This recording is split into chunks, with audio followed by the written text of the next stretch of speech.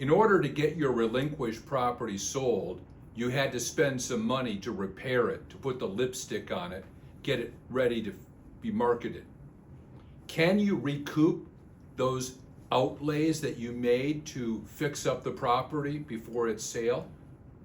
Generally, in a 1031 exchange, you can only siphon off money to pay those transactional expenses that are necessary because of the transaction, like a real estate commission, state deed tax, recording fees. But repair expenses are usually considered an operational expense, not a transactional expense. And so you probably don't want to reach into the cookie jar for a reimbursement of your operational expenses.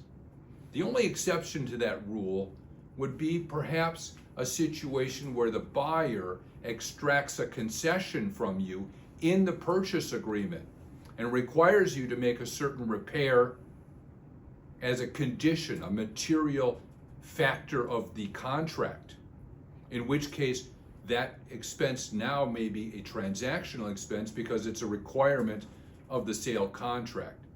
Now, not all accountants read the tea leaves the same way, and it may depend on how it's written in the contract. So you need to surround yourself with a good team, including your tax preparer, your real estate agent, and of course your qualified intermediary.